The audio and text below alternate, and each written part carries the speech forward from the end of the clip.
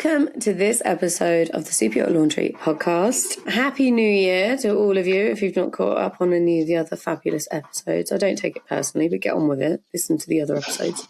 I'm here today with the fabulous Xanthe Bowater. She is gorgeous, sun-kissed. It's really annoying as I sit here with my little blanket, recovering from the flu in -2 in the UK. But how are you doing, darling? Yeah, good. I am certainly a lot warmer than -2, so I'm quite the happy little summer baby over here in New Zealand at the moment. But I am very grateful to be here and excited to see what we uncover today. I think it's going to be a bit of fun. Well, yeah, for the warm-up conversation. Yeah, exactly. The preempt was pretty good. Yeah, well, I don't know. We'll go into that, dear listener, a little bit later. But yeah, I'm kind of in I don't know.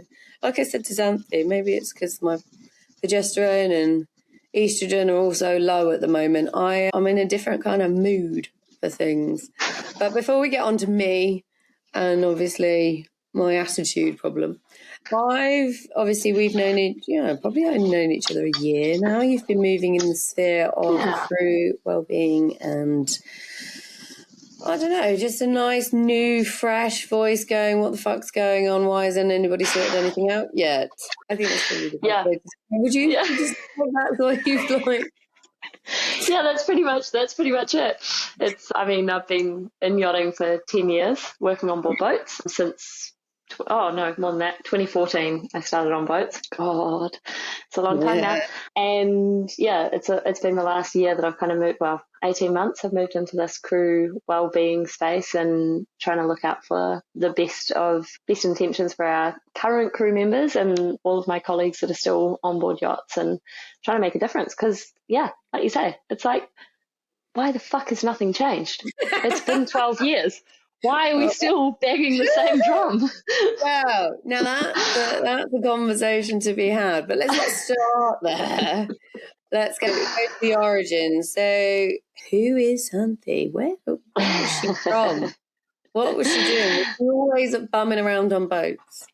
Yeah, I have. I've pretty much always been bumming around on boats. I grew up here in New Zealand, just moved back home now after 12 years abroad. And and yeah, I've moved back home. I grew up here windsurfing and sailing as a kid, and then I really didn't want to go to university. It was not going to be right for me, and I knew I wasn't going to learn in a university setting. And so I managed to find a course that sent me through 3 months of, as my sister really lovingly called it, boat school. And I learned how to be a stewardess and how to fix diesel engines and do all sorts of things. And then, yeah, that was it. I was off on a plane and I didn't really look back too much. What do you to learn to be a stewardess fixing boat engines? Honestly, what course was that? If that was in my course, I wouldn't do it. Well, the funny thing for me, I didn't want to be a stew, and I've absolutely made a career out of being a stewardess. And no hate to stewardesses. I think what we do on board is as skilled as any other department, and it does take a lot of grit to get through a season of other people's dirty laundry and doing perfect table settings every day. So no shade, but I wanted to be on deck when I first got into yachting. And so when I did that course, it was like my absolute dream. They were like, yep, you're going to have to learn, you do your powerboat level 2, you'll do your personal watercraft, you'll do a diesel engine, you'll do an outboard maintenance course, you'll do a barista course, you'll learn how to iron sheets. It was literally how those things are put together. Like, what school? It was hilarious. It was the Maharangi Technical College up in Maharangi in New Zealand, and it still operates actually. It was hilarious. It was such a great course, and I needed it. I needed the 3 months of structure and learning bizarre new skills, and the things that I still to this day am like, I remember whenever I do a hospital corner after 12 years, I'm still like, and this is how she taught me to do it. It's all those little things. Yeah, exactly. So random. Fix an outboard engine. Yeah, exactly. So yeah, it was a pretty all like immersive start to yachting, but I absolutely loved it. And then yeah, I did. I dove into my first couple of roles as deckhand or deck stew, and then after a few years of doing that and absolutely loving it, but not really coping with the attitude from my male colleagues, I shifted to the interior department and decided it was easier to be a stewardess and no one question whether I was good at my job than be a half decent deckhand and people always second guessing me and telling me how to do it better. So I made the shift interior. That's one of the things, obviously don't get me wrong, I've got all respect to women that go on deck, if you want to. You've got to either be completely, water off a duck's back, like it doesn't even penetrate when you get that constant, I imagine, not all boats, but, you will get positions where they're just constantly undermining, kind of, double checking like you're some kind of imbecile, and how that can wear you down as a person, Absolutely. I've got, you must have an awful lot of respect for women that go all the way, or they're just, they just got that amazing skill to not absorb criticism. Yeah. And I think that's a huge part of it. I know that the industry has changed dramatically since 2014. There are fewer of those old school captains around, and a lot of the deck crew and those officers and things have all got, a slightly more well-rounded view on the world and the fact that us girls can actually, lift heavy things and be good at sailing and, change, God forbid, do an oil change. And so it is, it's definitely, we've made really positive changes, but it was hard back then. And it was just a fight that to be honest, I wasn't willing to have. I was like, you know what? If you're going to believe that I'm good at my job, even though I'm like way less experienced on the interior, but you'll trust me with running the whole interior, I'll take it. So yeah, that was actually how I ended up as a stewardess. That's quite mad, isn't it? Like, I'll give you more. This is one of the things that I imagine over this 2026 will be talked about quite a lot. I'm finding it really fascinating, the kind of, it's not like negative, but like the way the industry kind of simultaneously puts down the interior, but then is given vital responsibility to the interior. Do you know what I mean? Oh, your job's not, it is, everybody knows that it's difficult, but like not giving it true value, even though, you are the one, the interior team make or break a holiday. And let's be honest, these holidays, it's a holiday at the end of the day. And everybody's, bonus hinges on whether it's a good holiday. So you can slag off, you slag off the interior going, oh, you just make some beds and you just make some drinks. No, we're just making the difference between whether you get a $2,000 tip or a $10,000 tip. So, be nice to us, because we're like, that's exactly it though. You put me in a terrible mood, because I've asked the engineer to do something and he's just like, oh no. I'm like, this makes the difference between that woman feeling uber comfortable or this or that. And it just baffles me, obviously you were there at the forum, there was a lovely lady that did a seminar on the end of the first day talking about her brain can't compute how the interior is talked down and not given any time and energy, but they're the ones that have the most contact with the principal and the family, and they're the ones that make the difference between whether you're raking it in or not. Because, if you think about it, the whole boat, why don't we get credit? Yeah, it's interesting. And it's so interesting about that, like, most amount of contact, because, some would argue, like, the captain plans the trips and whatnot with the owners, but actually it's the informal conversations that happen that actually make them not feel like they're turning up to something they've organised, but turning up at home and feeling welcome and feeling, like they didn't have to think about those things because that person has asked them a question that needed to be asked at that exact moment. And I think that's where the interior where we get overlooked massively as a department is it's those things that we're not trained in. It's things that we actually have to learn to be a good stewardess or a good interior crew member. I think you do have to learn these unteachable skills. And that's what makes a great chief stew. But we create the magic, if you were going to the Savoy in London on a trip, that whole, from the doorman at the front door, the receptionist, housekeeper, everybody is trained to the nth degree on how to make that, as soon as you walk in that door, that first impression, how you're treated, how you're spoken to, how you kind of float through this journey and this experience. But I can literally go from working at the Crown Pub down the road and work the next day on a mega yacht dealing with someone who's worth £1 billion. Yep. Yeah. Okay, well then, sure. As long as your CV photo is pretty enough. Yeah, like, don't get me wrong, looking good and, having youth on your side and all that gets you so far. But, I've worked for I've worked for Saudis and stuff like that. They are uber particular. Like, at the end of the day, your pretty face only gets you so far. And they want you as it should make their mint tea, and how you talk to the women in the family different to the men in the family. And when you go into it, like, these things are insanely complex. But, one of the things that I will bang on about probably this whole year, when it comes to minimum manning in the vessel, the interior team doesn't exist. No, not at all. Not at all. And it baffles me. Well, that's not safe. That's not safe.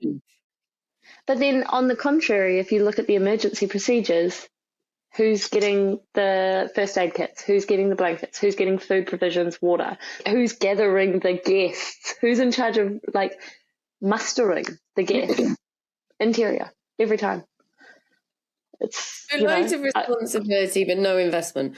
I just think it's all just a bit skewed. I just don't get it. I don't get it. But when you ended up working in the interior, did you? Obviously, you didn't want to take on the fight on a daily basis, but were you disappointed that you weren't out there? Yeah, massively.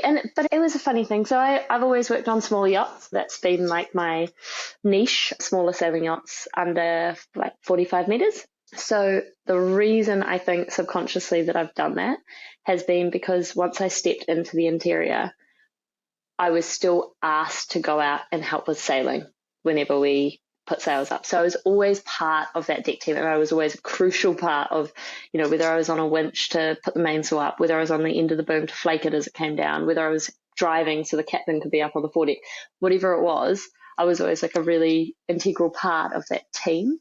And I think for me, that was a way that I could keep doing something that people would give me credit for, because honestly, at my core, I'm like a golden retriever. I'm like, love me, give me pats, tell me I'm doing a good job, and I will like keep working forever. Like, I won't run out of energy as long as you tell me I'm doing great. And so, like, if I was in the interior, people were always like, oh yeah, great, like, you're doing fantastic. This is great. Thank you for this. Thank you for that. And I was getting that praise, and then I would be able to go outside and like actually fill my cup by being part of the sailing team and driving the boat or using winches or, like doing the stuff that I really enjoyed. So it was, I was quite fortunate, I guess, or tactical maybe. And I think it's more tactical. And it's a good compromise, It is, for mental sanity, it's kind of, you're not getting as much time on deck, but at least you're not getting treated differently. Yeah, exactly. So I always like to talk about highs and lows. Like, give me a pinch me moment. Like, you're working on super yachts and you're like, fuck yes, this is what it's about. It's that moment where it crystallizes why you wanted to and why you stuck it out being on yachts. I actually think, funnily enough, that was there's been a few. The first one that made me realize I was in the right place was I was working on a yacht at the time as a deck stew, and it was a 45-meter carbon ketch called Samurai, which has got quite a bad reputation now in terms of not paying bills. So I also didn't get paid. So it was, highs and lows. But we set a speed record going across the Atlantic right after it had been splashed after a huge refit. And I was driving her at the time, and we hit 32 point, I think it was 0.6 knots, I think. Or somewhere like that. It was very quick. We sailed that boat everywhere at above 23 knots. If we weren't going that fast, we just turned the engines on. It was insane. The most insane boat I've ever worked on. And it was phenomenal. Just like one of those incredible times. And now I look back on it and I realize how incredible it was. But at the time it was my first boat. So I was like, this is cool. I'm really excited for a career in this. And I didn't realize that nothing was going to be like that ever again. So yeah, that was a really interesting one, really early on as well. That's so fast. Yeah. That's like, in what world terms, that's fast. Considering like what we used to chug around on and what most boats go around on. That's like cruise ships like cruise at like 20, they can go quite fast as well. 28, I think. Like in the 20s. You're like, like overtaking. Yeah. Get out of my way, cruise ship. We actually, on that same crossing, as we went through Gibraltar, we were like head on to a cargo ship coming into Gibraltar, but we were under sail. And so we ended up hailing them on the radio, and we're like, we're under sail, because we weren't in the channel yet. We're under sail. Like, you guys need to we're the stand-on vessel here. And they were like, oh shit, you guys are going so fast. They ended up doing a 360 to get out of our way. What? It was insane. We were very fast and loose on that boat back in the day. And it was good fun though. It was just absolute chaos. Like, I don't know how many, and obviously people, because I spent my life on motor, and I don't think motor can, speed is not really a thing. Like, there's too much stuff that can break, so we just don't go fast. That's why it's crawl from destination to destination. But fast. That's cool. We actually flying.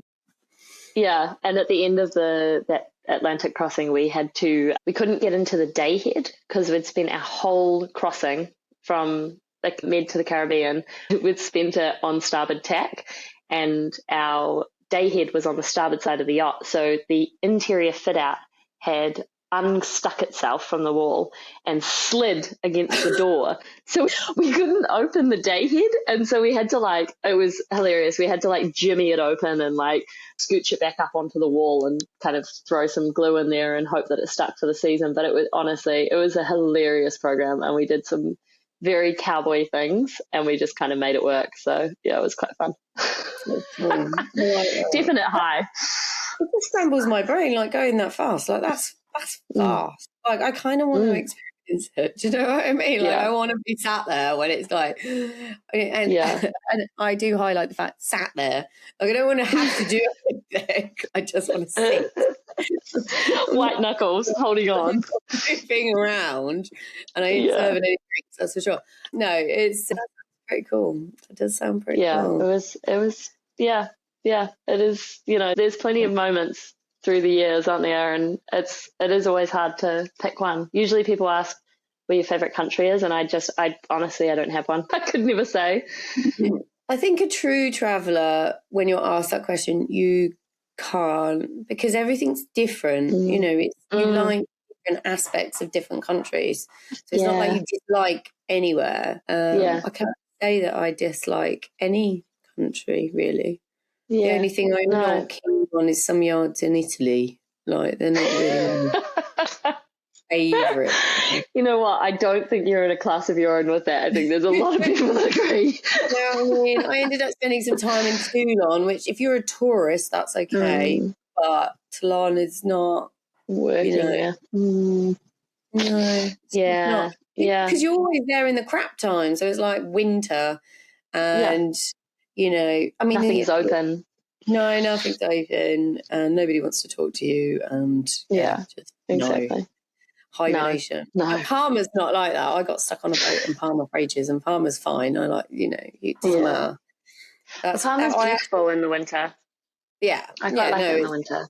It's couldn't stay in some rough old crew houses. We couldn't stay on board. They're just not designed for cold time, are they? So, you know, you get them dirt cheap and there's like, you know, there's 8 of you staying in this, you know, amazing place, but it's bolted. You get like a little electric heater in the corner. I remember one year we had a yard period and it was raining all the time. And it just, you know, it's that cold. I mean, obviously I'm from the UK. Cold, wet and damp is different to dry, cold. Yeah, it's cold. Yeah. I don't think I've ever hugged an electric heater quite so much.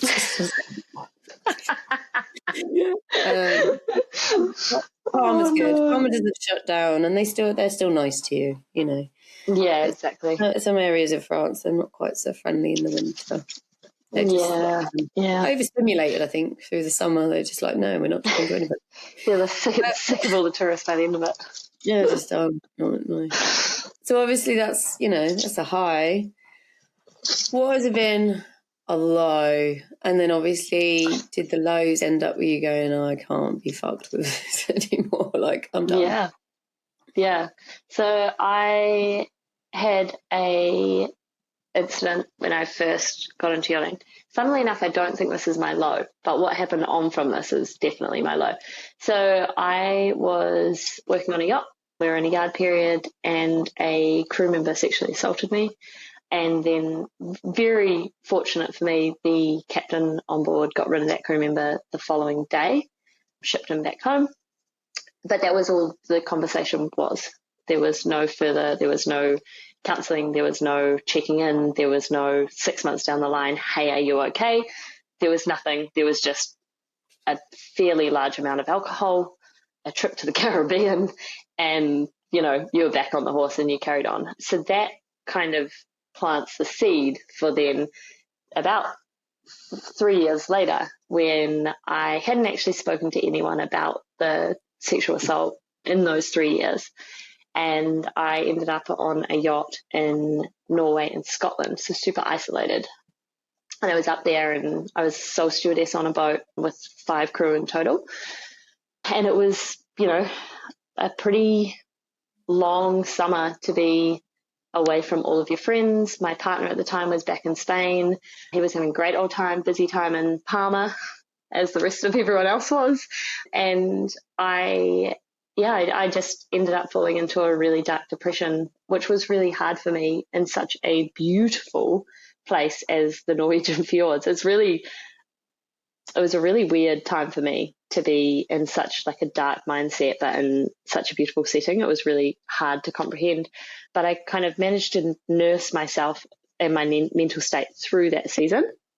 And when I got back to the Mediterranean at the end of the summer, I resigned from the boat, and I had to leave yachting for, I think I left for 3 years, and actually knew that I needed to go home and do some reparation work for myself and get myself through all of it that I'd been building for years at that point before I could ever go back onto boats. And that's exactly what I did. So it was a huge pivotal moment for me. It really did make me actually think, you know, I can't do this. I can't stay in yachting and keep doing this to myself. And I had to change. I think it's one of those things. Obviously, I've spoken to Amanda Beaver. Obviously, I've spoken to her on the podcast, and you know, she talks. Yeah. We've got another episode coming up where she talks about trauma and how to deal with trauma, because trauma doesn't go away, you know. And you're thinking about obviously your situation when you went to the fjords in Scotland. Do you think it all just slowed down long enough for that not to be suppressed anymore? It became quiet enough where you can't just ignore it through the noise and the chatter and everything else. Being super busy, it just slowed down and go, that's still there. Yeah. That's exactly it. It was just enough of quietness. And it was not a great position for me on the boat. The captain was a bit of a bully. He actually, I think you spoke about it before, where when people will just tell you that, you're not good at your job or whatnot, but they don't realize that you tell that to the interior team, you make a comment about the interior team, and that does impact your end of season tip or whatnot. And that was exactly what happened to me. Is just before we picked up charter guests, the captain came to me and said, I don't like your style. I don't like what you're doing here. I don't like what you've done. And had me in tears. The guests had already landed at the airport and I was in tears cleaning the fucking floor in the VIP cabin. And I was just like, you know what? Like, how on earth can you end up in a situation like this, so remote and so ignorant to the issues that are happening on board? How stupid is he? Yeah. Honestly, how stupid could you actually be? Like, just before you're trying to get the most out of your crew and expect them to perform, you do that. Talk about like self-sabotage. Yeah, it was pretty wild. And it was like, I was gobsmacked. I was only 21 or 22 at the time, maybe. And the chef, who's a really good friend of mine still, he actually went up to the captain and was like, pretty much grabbed him by his throat and was like, sort your shit out. You have to go in there and apologize to Xanthe because she's the one that's going to make this charter sink or swim for us. Like, go in there now. I'm not having any of this shit. Sort it out. Like, I don't want to hear anything else. And I'm like, in what situation does a chef turn around to the captain and have that kind of like ballsy conversation? Like, I'm forever grateful for him and what he did for me. But yeah, the captain couldn't even bring himself to apologize to me in the end of it. I think chefs get it, like chefs, we are the ones, they create good food, but if there's not good service, then it doesn't matter whether the food's good. So like, exactly. The chef got it. He understands. Like, what are you doing? You're literally sabotaging this whole, because it's a group activity. You are a team to do this and deliver this. You've literally just sabotaged us. Like, literally, an hour before? Idiot. Absolute idiot. Yeah. It was pretty wild. I just, it bleeds into the fact, not everybody's meant to be a leader. Do you know what I mean? Yeah, I agree. I really agree with that. And I think the skill of leadership is not one that we teach or that we encourage people to learn. And I mean, you were obviously there at the forum, and I think there's a lot more discussion happening around that now. And people are realizing that the Helm course is not covering enough about people management and leadership as it should. But I think, it's definitely something people are now starting to take notice of and ask questions about leadership courses. I've had it within the WaveWellness app. I actually had a captain come to me last week and ask if we've got more resource for leadership courses and training for leaders and HODs, because that's what they need. That's the information they're needing now. I think leadership, like I actually said this on another episode, not everybody, because of the way it works, obviously the only way to get promotion and hit the top is to, climb up, and then you end up being man manager. The problem is there's nowhere for people to go that aren't meant to be managers. We've all got our strengths and our weaknesses, but I think the industry leaves itself a little bit open to promoting people into managerial management roles, which they are not suited. And it's not because their talents would be something else on land. There's just no way that, they would probably even lean into being a man manager because it's not a natural thing for them to do. But in the industry, there's nothing else to do. So you get a whole bunch of people that probably aren't really the best man managers, and then you couple that with the fact that there isn't, there's no real training and all of that kind of stuff. It is the recipe for disaster. Oh, absolutely. They're just making it up as they go along. Yeah. And it is like, I think that's what I've seen with, I've had great captains and I've had some pretty awful ones over the years. And I think it's none of it's come down to things that they've learned in a classroom. It's come down to their own people skills and their own way like their natural skill set, and we don't have a marker for that, and we don't have a way to like wheedle them out. And it really is like the people that become captains or first officers are the ones that stick around long enough and pay the most to do all of their training to get to that position. It's not necessarily the people that are best at managing a team of people or, you know, dealing with like HR style problems. It's the people that have managed to stick around long enough to get the qualifications. I think that definitely could be, you know, a route to a lot of problems that you end up getting on board, because they don't have, you know, they don't have the natural inclination. Couple that with the fact that they're not naturally that way inclined. You know, you get haphazard man management. You know, is it surprising that some of the situations that occur? And then if you couple that individual with, I don't know, a trauma of their own, substance abuse and everything else, it's like the perfect storm of, you know, perfect. Well, I think as well, like I've seen it in interiors where the chief stewardess has got like no people skills. They've been, you know, maybe they've been a junior stew, they went in as a stole stew, then there might have been a second stew and they've learnt from a chief, but then they've been thrown in the deep end as a chief stewardess, and they know how to do the job to a T faultlessly. They can do the second stewardess's job, but they have never been told how to let go of the reins and manage those people to get the best out of their team. And it's something that I know that Kaylee from Hill Robinson is really passionate about the subject as well, and like building up those like skill sets for people to actually manage it. And it's not even like people that are listening to this from like shore-based roles, if you're out there, we are that far behind. We're in the Stone Age.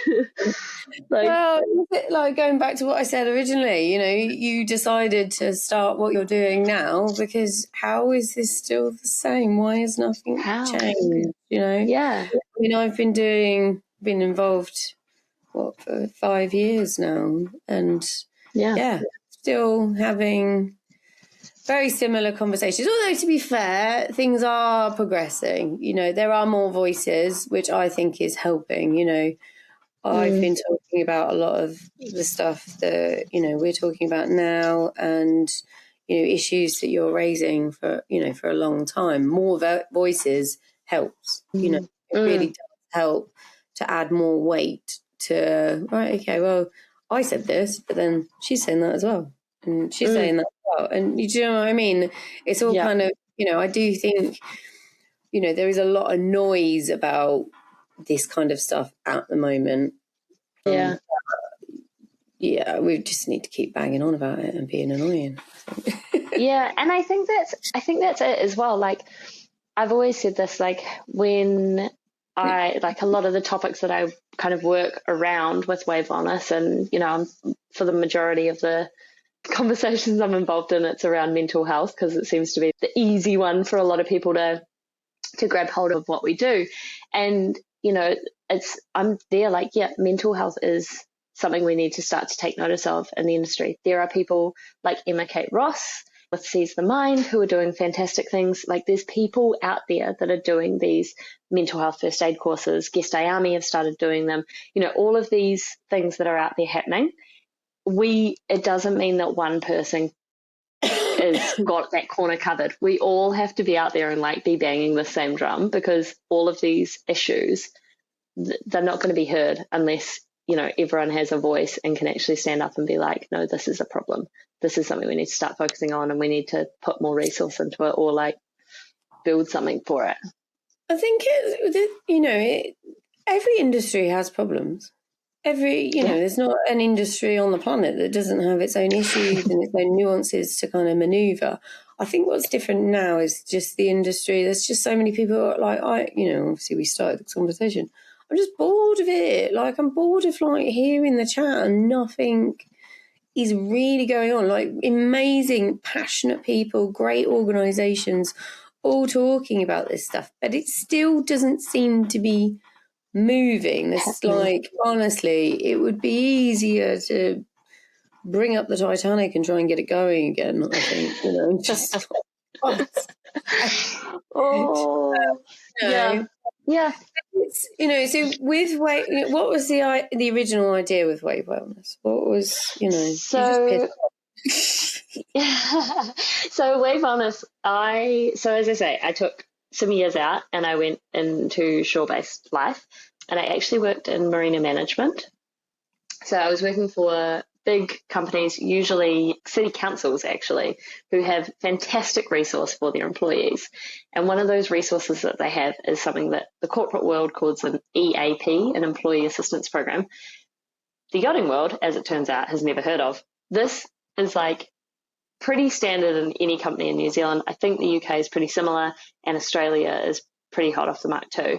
It basically means that all their employees get free access to mental health care. They get discounted, like they get to go get their eyes checked at the local optometrist. They can go to the local doctor for a discount rate. They can get access to coursework. All of these things to build their benefit scheme in a non-monetary way. And they all get access to this.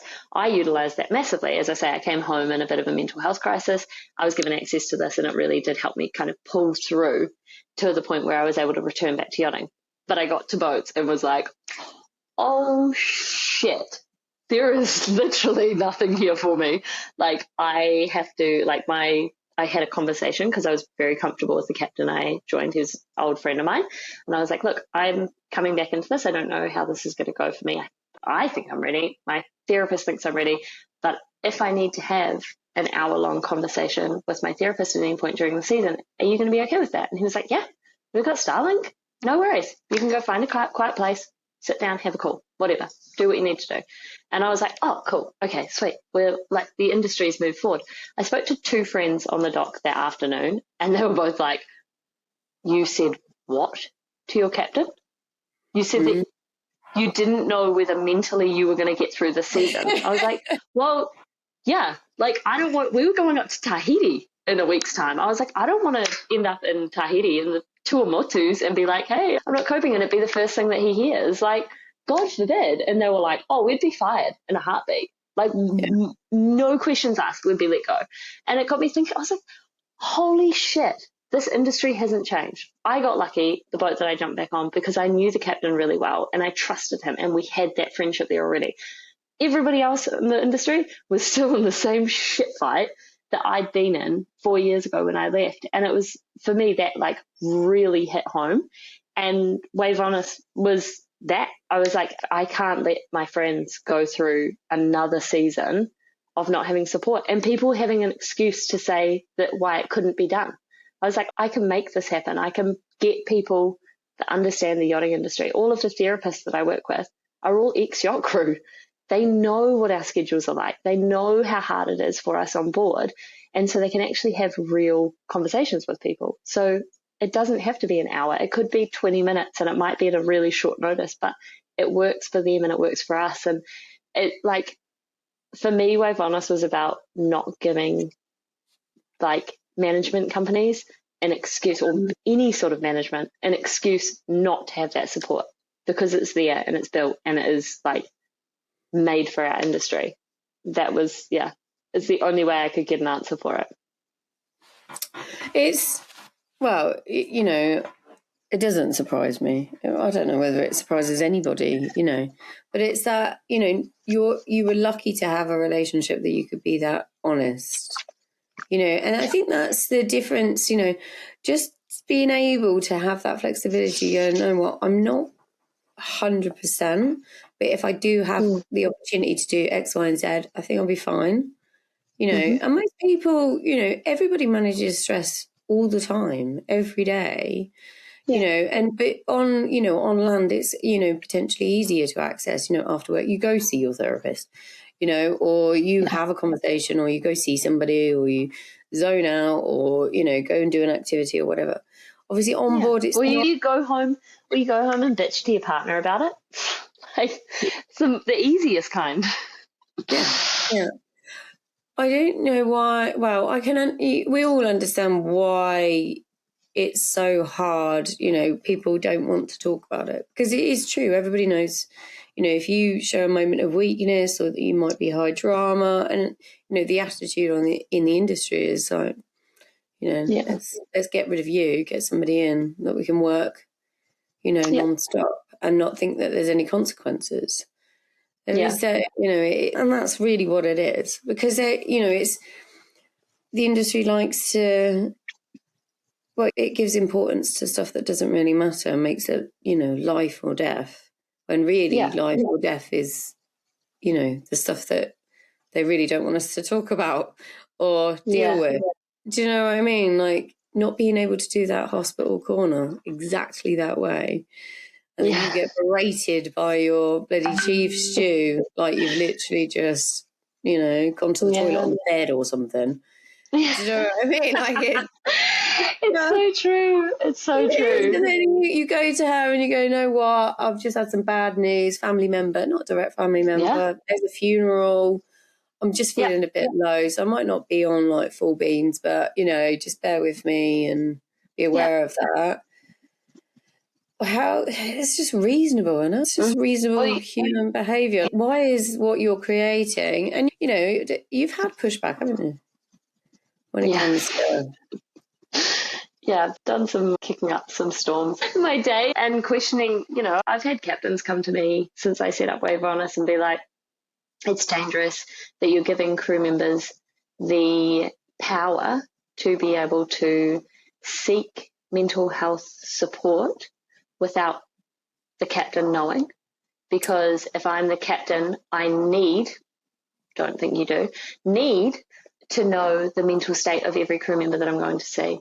And in my head, I'm sitting there smiling going, okay, wow, tell me what you really think.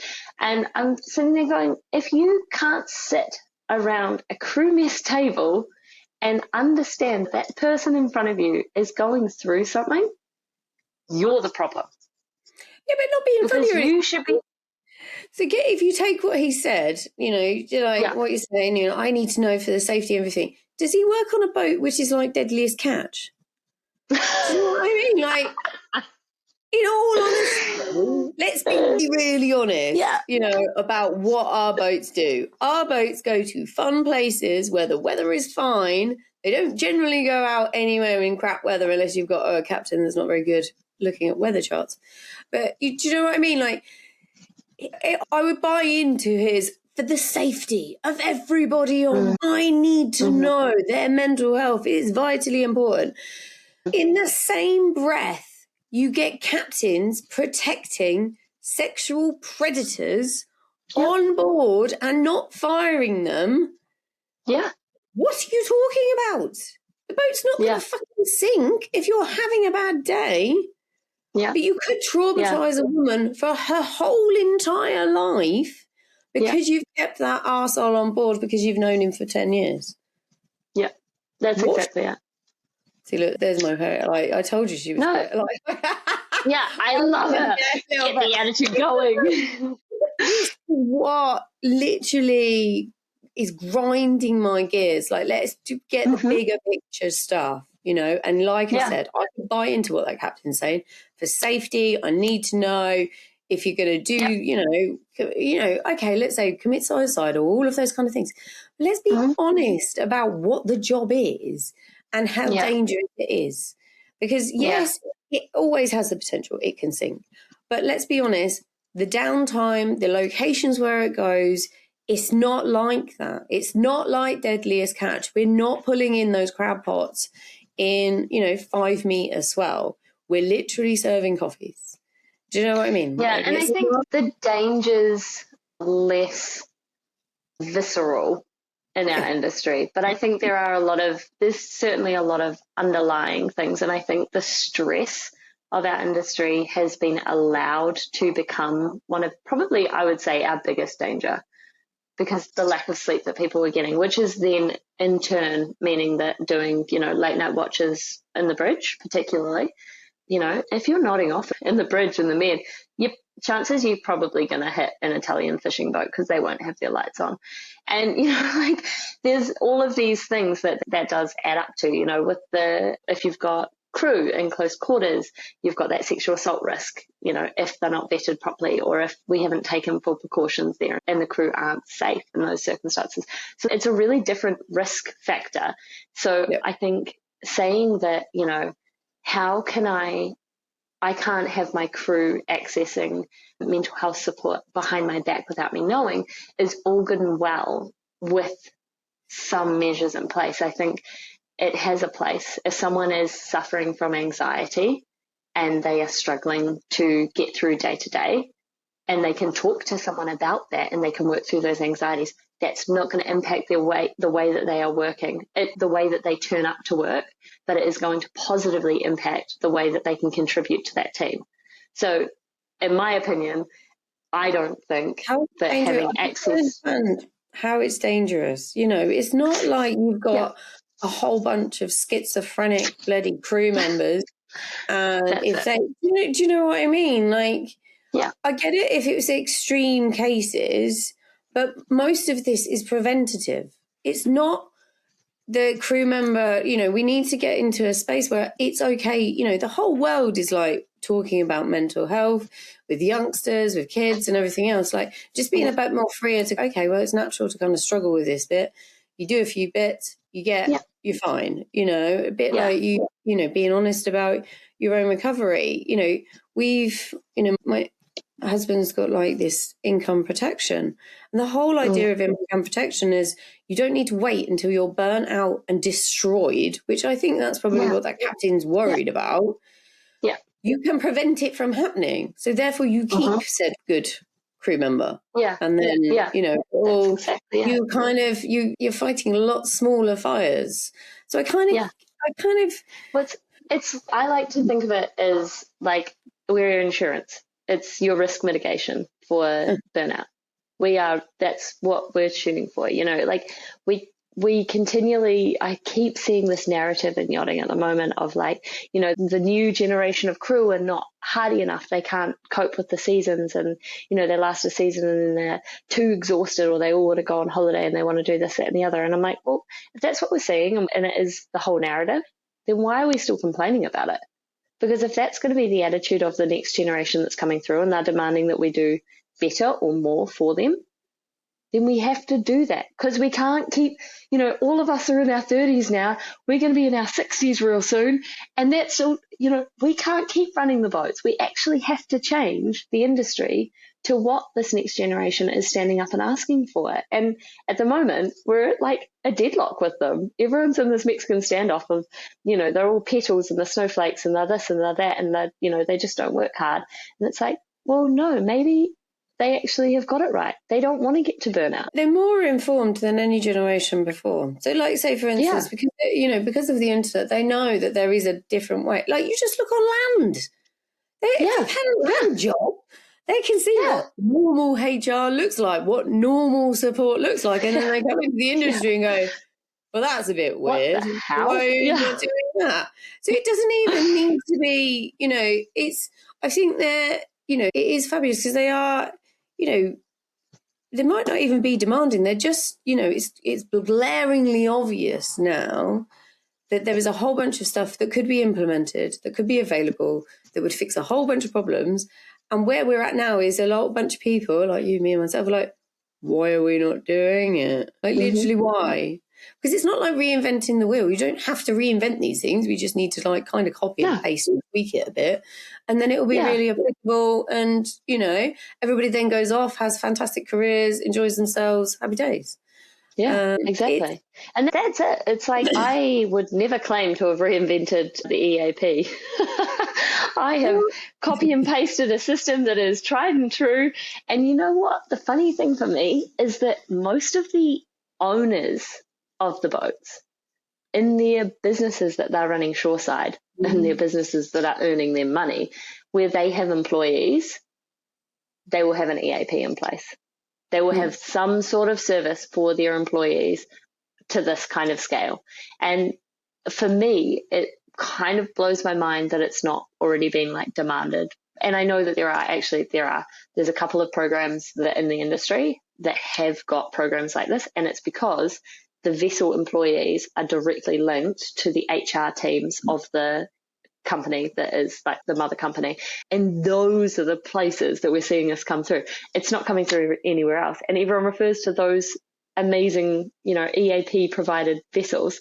They're unicorns. they're unicorns over there. Oh my God, they get this budget they get a health budget every year. They can spend 300 euros on something health related, be it a massage or a spa day or a this or a that, like, oh my God, unicorn. I'm like, it doesn't have to be. That's just investing in your people. Well done. You've cracked it. Woo-hoo! It's just like I'm so sarcastic when I shouldn't probably go to these meetings because I'm too sarcastic, really. And when people are like, you've done this, I'm like, right.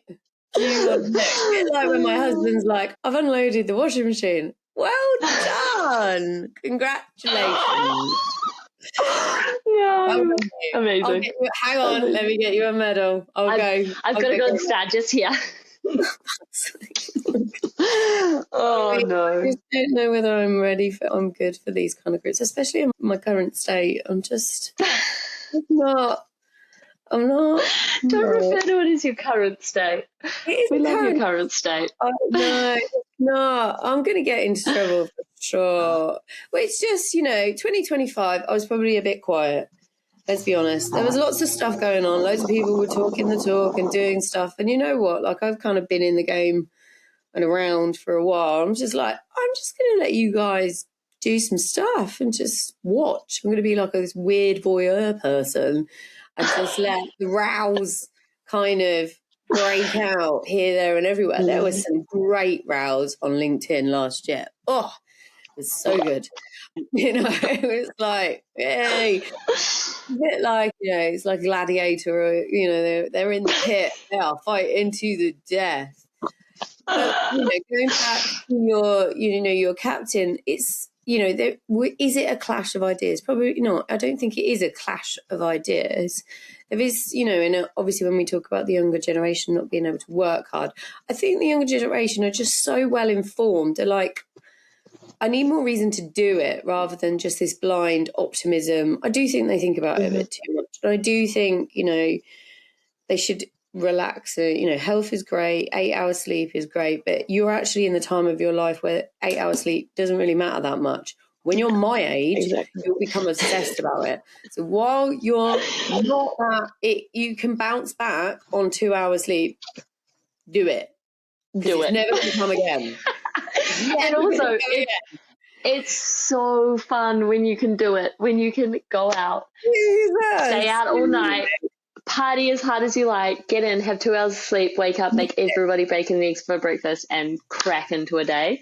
Best feeling in the world until 2 p.m. and you crash really hard. But best feeling in the world. Well, especially from a female perspective, if you're listening to this and you're on board and you're like 20 and you're doing that ironing right now, I kind of missed the laundry a lot. I feel like it was a bit of a sanctuary where, the machines are going, you got your earplugs in, I'm just, ironing. Nobody was talking to me. That's good start. When you become a chief stew, what you want to do is go back into the laundry. Trust me. Cleaning lint filters. Give me that.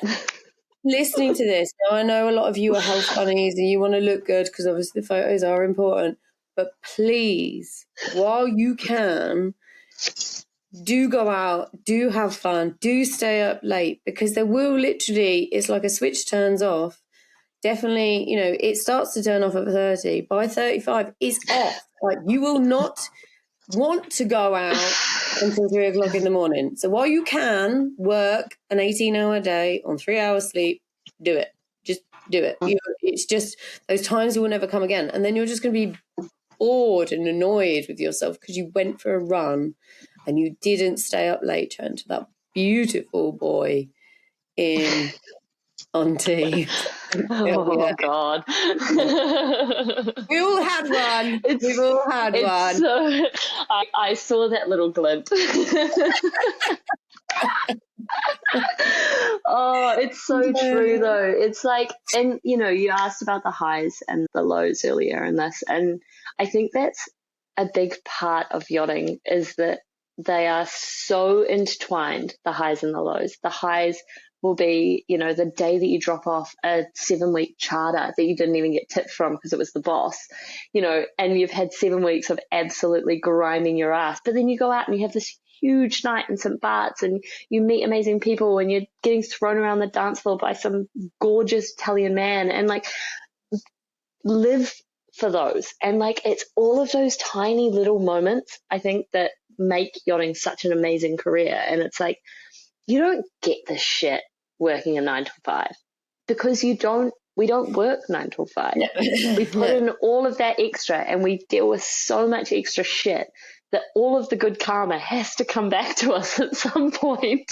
The yin and the yang, we have to get some amazing things out of it. And whether it is, one of my favorite things I ever saw at sea was watching flying fish fly through phosphorescence. So they were like, all of the phosphorescence was stuck to these flying fishes, and the only thing I can describe them of is as fairies. They just look like fairies dancing over all of these waves, and I will never forget it in my life. But it's like those tiny little moments that would have been 10 seconds of my life that I won't forget. And I will take that with me forever. And there's going to be shit times, and there are shit times, but it's like, that is like my one thing to the next generation coming through, is just like relish those amazing times, because they are so much better than any other part of the world. I think one of those things, and why, obviously you can tell me if it's true or not, like why I do what I do and why these issues bother me, and why, because of those, I had amazing moments, and I just want other women on board to have those moments, those moments where, you'll remember it for a lifetime, you'll challenge yourself as a person, you'll evolve as a person, you'll get to do some fab stuff. It is an insane learning environment for a woman to experience. It's not for the faint-hearted. It doesn't last for, it doesn't work out for everybody. But most who go on board and enjoy themselves, it is that incredible life-changing experience. And I think one of the things why, I have decided, had days where I'm like, it's not working. So, I might bow out and just annoy my husband and just try and work into that instead. And then trying to kind of do these things myself, and try and make an impact. But I can't, whenever I'm in that mindset where I just I'm done, there's always I always get a message. It's always, every time I'm like, no, I'm obviously not meant to do this. Let's, back away. And I always get a message. I'm like, no, I can't just stand by and know. Because this is where I think where we get, so there are some solutions to a lot of these problems. That's where you're coming into the sphere. So reason why we're probably sticking at it is because we see the problem, but we're now starting to see solutions. So we can't stop now. No. And I think that's it. I think there is a lot. I don't know whether I had my blinkers on before I started WaveWellness, but since I started building this business 18 months, 2 years ago, I think there's been a huge shift.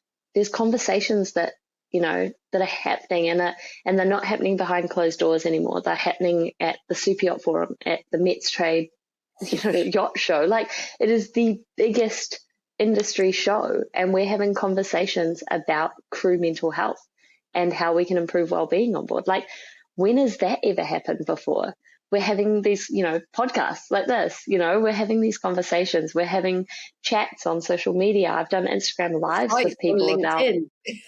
Yeah, there've been actual tooth and nail scraps on LinkedIn. Yeah, exactly. It's like all of these things. Like, I think we are seeing changes, and I know both you and I are probably of the same stance that, like, it's not enough and it's not happening quick enough, but it is happening. And I think that's the first step, is that it is happening. It's just, we need to be the fire that lights it and, and really gets this cracking. Like I said to you before we came on, I'm just bored. I'm bored of hearing, the amount of stories about bad things that happen to women on board still going on. Still, arseholes getting 9 lives and reinventing themselves going on. Like, it's a conveyor belt of destroying women's lives, and that's before you even get on to Paige and what horrors happened to her. I'm just not up for it anymore. Like, we've got to, everybody's talking about it, and, they might have a bit of fatigue about the whole mental health scenario, but there's a lot of really linked into mental health. The industry does have a few dark problems. Like I've always said, if it goes wrong, so most of the time it will go wrong in a really catastrophic way. And from my perspective, most of the time it's women that get in the brunt of this crap. So I'm up for just ending it. I'm just going to end it. I'm going to end it. I'm just going to end all of this. And this crap. Like, I know nobody wants to talk about it, but I don't care. You can ignore it as much as you want, but it's happening. It's repetitively happening. I don't want to hear that, this guy that we've known that's notorious for years attacked loads of women still on board. How? 100%. 100%. And I don't have the answers, but I think there's starting to be a lot more reporting on it, and we're starting to kind of figure out how reporting might work. I know that there's a few systems that people are trying to trial at the moment with like panic buttons and things, but there is actually a really difficult piece that I don't think anyone really considered as to, it's all good and well having a panic button, but who does it call? Because if it's calling the captain and the captain's the perpetrator, then you shit out of luck. It's all the reporting systems as well. They can't be reporting to the captain and the management company. No. And let's be honest, most of the time, a lot of these issues are problems that don't get resolved by captains and management companies. 100%. No, I'm not saying 100%. There is, you can't report. It's got to be something that's completely autonomous from, from the industry. But there is, at least talking about looking into these things. And there's people that have made these systems. I know that there's systems out there that have been put through their paces and are being trialed and trying to be implemented. But then the industry as well doesn't want this. That's a really big problem. So we can do everything we can to create these systems, but there's a huge grey area around this, like shroud of secrecy, because we're the super yacht industry, so everything must be kept behind the curtain, and we can't have this sort of reporting being out there. We can't give anyone the ability to have this sort of reporting. And then, crew are there going, well, hang on, we want to be kept safe and we want to be able to feel like we can have these conversations with someone that we trust. And so there's like this tug of war that's happening as well, I think, with a lot of that. And it will be interesting, because I think the only way that it can be solved is if either flag state or some governing body implement it, or more likely insurance. You will see. And I think that's the only way. I mean, that's a whole other conversation, and we've already spoken for a while now. I can talk all night, Cherise. We can park that one for now, and I'll tell you some stuff off camera if you want about all of that kind of jazz.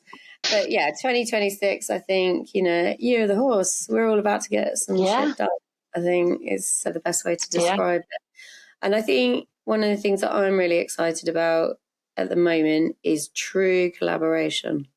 Like I said, it's now emerged where it was just me and two other people. There is now a whole bunch of women that are all doing their own thing in their spheres and stuff like that, but they're not afraid of working together. They're not ring fencing what they're doing, scared that someone's going to take it. The more we push all together, the more everybody will be better off, and the money and opportunity comes, but you can't, not work together. And I think, that's been my whole business is built on collaboration. I am not a mental health provider. I'm not a financial advisor. I'm not any of the services that I provide. And so collaboration is my only way forward, and that has been since inception with Wave on every front. It has been collaboration over competition in every part of it, and I think it's so nice to hear other people talking in that light, because I think as an industry we're very inclined to be quite competitive, and quite secretive or protective of our patch. And it's nice to kind of see that shift, I guess, and like have other people that are willing to jump on that bandwagon. So yeah, 2026, the year of collaboration. It might be a year of collaboration from people that, I don't know, I might say something a bit political now, but generally people that run companies that haven't been on board don't get it. Do you know what I mean? Like it can be really difficult for them to collaborate, but I think it's you're an ex-crew member, you get it, so you'd be up for collaborating because we're all about getting together, getting the job done, kind of thing. And I think that's one of the things I've struggled with is because the people that haven't been on board, they say they want to collaborate, but they don't. Yeah, you know? I find that quite an interesting take, and it's interesting because you just said people that run companies, whereas I've found famously Kaylee has not worked on board. No. And you've spoken, I think you've had Kaylee on board to speak, haven't you? I presume so. I speak to her all the time. Probably. I love it a bit, but I think she is actually probably one of the people that like epitomizes that collaboration for me at the moment. She is bringing together so many people for a huge collaboration in the industry, and I think it's so valuable. But you are right, there's so many people that are running businesses in the industry that haven't worked on board. They might have had a yachting adjacent role and think that they understand it, but it is that living in a cabin, sharing a bunk bed as an adult teaches you how to share. Doesn't it? It will break even the most stubborn only child out of their ways. The bunk beds are all right, but there was a couple of boats I worked on and I didn't last very long, but they were like coffins. They were so tiny. Like literally, I couldn't cope when the ceiling was like, I could literally like lift my head up and headbutt it. Like I don't like that. I need a little bit more You've space. stood next to me. I'm 6 foot. I know. I can't do it anymore. I really always request you to sit down when I'm around because I don't think it's really fair, to be honest. We better wrap this up. Let's finish up. 2026. What do you want? What do you want out of it? Let's manifest. Everybody loves a bit of manifest. We're in January. Manifest. It's like it's a full moon today, isn't it? Or tomorrow. Great for manifesting. I think 2026 for me is about seeing the seeds that I planted in 2025 and that like as an industry at the yacht shows and things like that, actually starting to produce and start seeing things move, having conversations, like really fruitful conversations with captains that are interested in making real change for like their one vessel. It might be one vessel, one vessel there, one vessel there. And it's like seeing those conversations being had. That for me is what 2026 is all about. It's about individuals making changes, because I think if we can start having those individual changes, it's gonna snowball. This industry is gonna change rapidly. Oh, it's changing. It's changing. The lower my progesterone and estrogen levels get, the more. Sure, you're gonna turn up to Palmer Yacht Show and be like, right, who am I taking? I'm not at Palmer Yacht Show, but I don't think, as it stands at the moment, I won't be there this year, but it might change. I've just got to stick my child somewhere, leave her under the stairs with a bucket of crisps. She can get herself to school. It'll be fun. I changed my vision for 2026. You're going to be in Palmer. That's what we're manifesting here. Absolute pleasure talking to you. I hope you get all you wish for in 2026. Thank you for coming on. It's been a real joy. Thank you. It's been a treat. Absolute treat. For you guys listening, I hope you enjoyed that episode. It went on a little bit longer. It probably could have gone on for longer than that. But I'm going to call it a day right now, and we will catch up with Xanthe probably at another moment in time. But until then, there's lots more episodes to come. And if you fancy something different, I have interviewed some boys in the Balls of Wisdom series. So check that out as well. Until the next time, take care.